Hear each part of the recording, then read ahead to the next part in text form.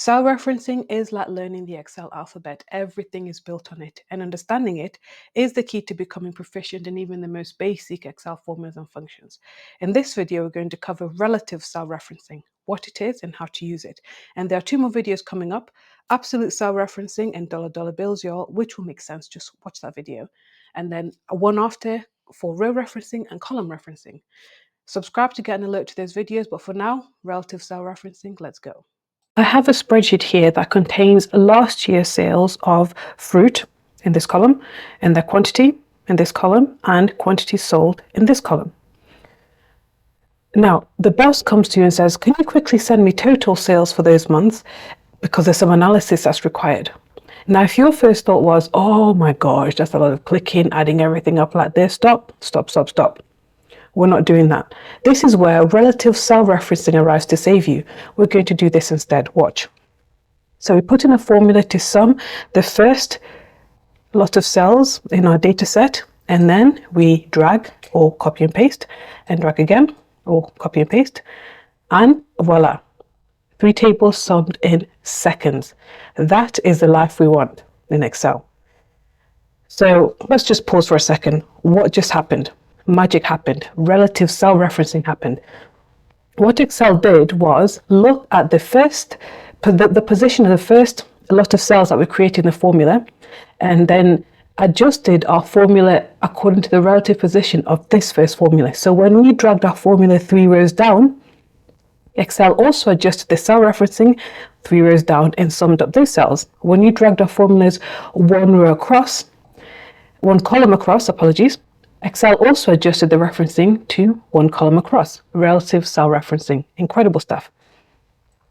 Now, at this point, it's important to do verification checks because you do not want to look like a noob and have a total table that does not tie back to your original source data.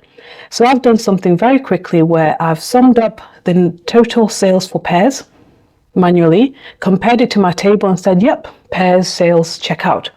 Now, there is a better way to do data verification for this particular data set.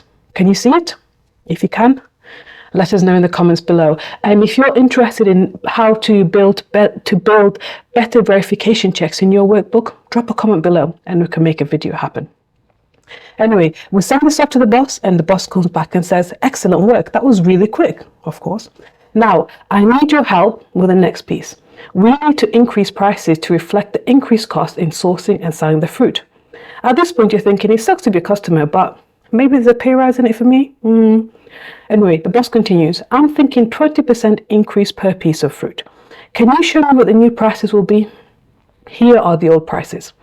So this is something I've set up to help us answer that question. Now, what you will not do is put 20% down this column and then drag it down or copy and paste, and then start multiplying across to get new prices. This opens you up to data duplication errors and can cause untold problems. If you want more information on data duplication errors, let me know in the comments. We can make a video happen for that too.